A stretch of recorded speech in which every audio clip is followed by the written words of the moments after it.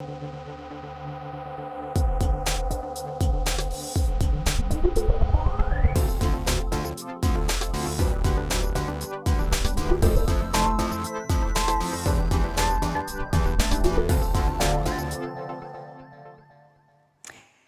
and thanks for joining us on Tech24 for a show dedicated to France's new international tech show.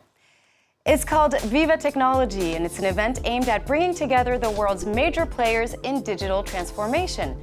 Its organizers say the goal is to help businesses grow and solidify France's role in the world of innovation and startups. Also in this edition, we'll improve our scratching and mixing techniques with two new devices, the Spectr glove and Mixfader. Both are set to make us better high-tech DJs. But first, we begin this edition by telling you more about Lara Rouyer, one of the founders of the website Selectionist. It's an online search tool to help you find fashion products you may have seen in the press.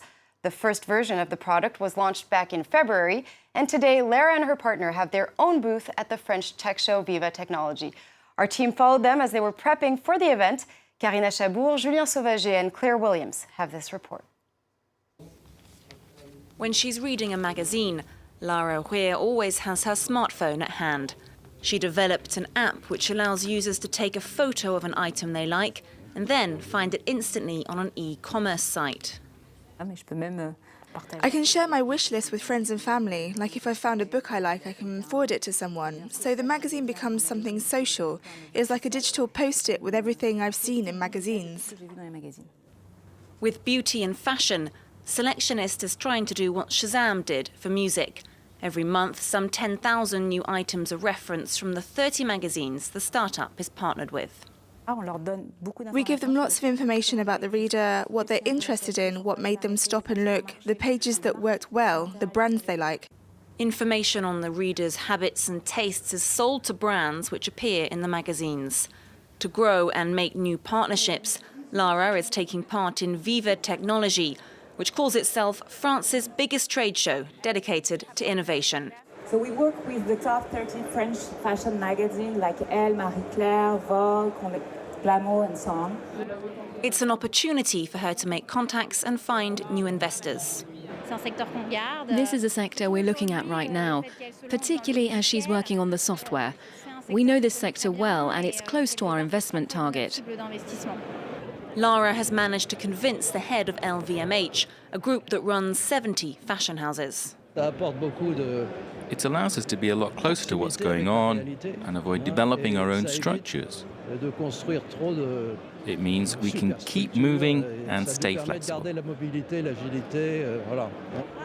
The startups need investors, but the big-name brands also need the startups if they're to stay ahead of the game. And today it seems like these tech trade shows are blossoming around the world.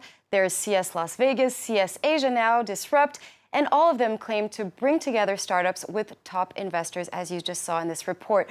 Well, we asked Guillaume Pépi, the CEO of SNCF, the French National Railway Corporation, why these shows matter. We've long understood that we couldn't do everything internally. We saw that beyond big companies, there were many startups out there that were trying to make it. They wanted to show us what they could do and share their knowledge. So we feel we need to go to meet these startups, and that means being here at this year's biggest tech trade show. There are tens of thousands of startups that we can get in touch with and decide to do business together. We are in an open economy. Time to welcome Dhananjay Kadolkar, our in-house expert. Now, what's your take on this? Is it just show and tell, or do these trade shows actually help companies grow? Well, one of the primary objectives, or say two primary objectives of startups when they take part in tech conferences is first to attract investment, and second is to develop business developing opportunities.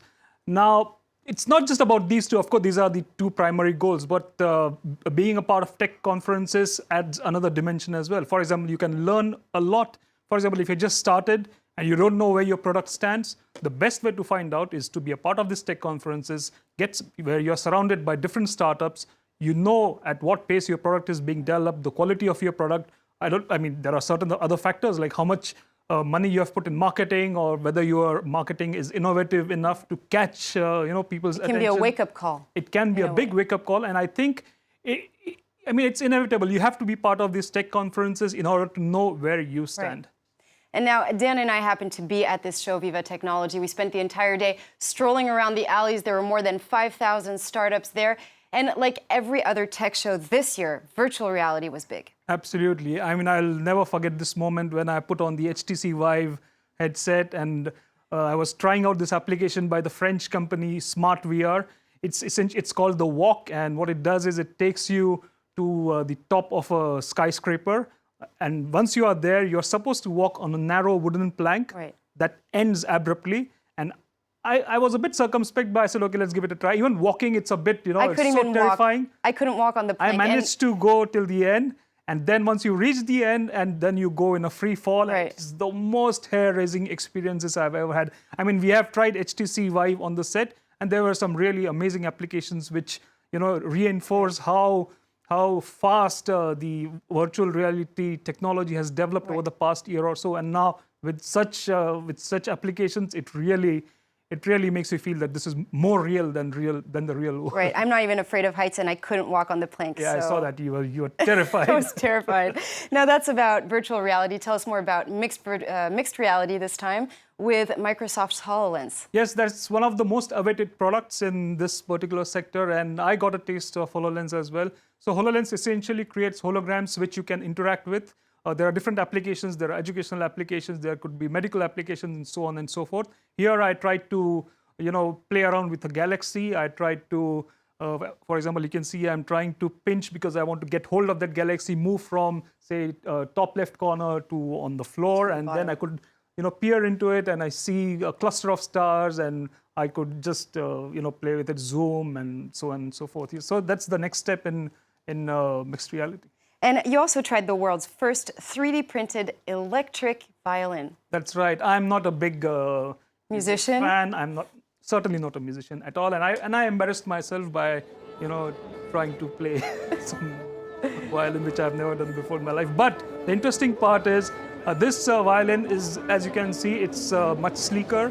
It's it is more attractive than the traditional violin because it's made from 3D printings. There's a technique in 3D printing called stereolithography, which adds high definition, high print definition to the object. So that's what the company 3D Various, which is again a French company, have used.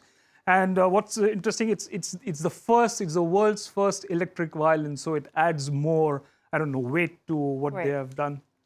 And now, no tech show is complete today without drones. We actually met with a small startup that makes all these tiny little drones. They're called Microdrone 3.0. That's right. It's a UK-based startup, and it's a palm-sized drone. It has the same functionalities, but you can get a bit overwhelmed with these big drones. But this is a very nice way to get introduced to controlling drones. For example, you can do it with either an app or a joystick. Now, this drone, though it may look tiny, it has a lot of functionalities. And here's one of the functionalities I found very cool. You can literally maneuver it by just pressing your finger on top of it because it has a stabilizing system. That's what it demonstrates. It can also fly inverted. Right. I don't know if you saw that. And secondly, you can, because it has a camera, there are two modes. One is the HD camera, which records movies and pictures. And when you want to live stream it, it is in SD. But the same, it's not that bad. And you can do it using Google Cardboard, so you can get a live stream using the glasses. And that's for the startups. There were also the big boys at the show. Let's talk about the Google Lab. What did you think? There were a bouquet of products, as you can expect, from Google. But the most interesting among them was the so-called Project Jacquard, which is essentially smart textiles. Now, what Google is trying to do is they're trying to develop these conductive yarns, which essentially is made of the normal yarns like cotton, silk, but they are mixed with metal alloys. And these yarns are now being produced on an industrial scale. Now, these conductive yarns, they will be connected to tiny circuits within your garments, those tiny circuits can be as small as this button. And with those circuits and with those processors, you will be able to do many different things. Like, for example, you are riding a bike and you want to attend to a call, you can just, there will be a small flicker of light on your button and you can just either swipe it and make a phone call with your sleeve. Is that what it is? Exactly. Yeah, that's the next. No more screens then. No more screens. Only connected garments. That's incredible. Well, thank you so much, Dan, for sharing with us your experience of the Viva Technology trade show. We're going to move on now to Test 24, and we're going to make some noise with 2 connected devices for DJs.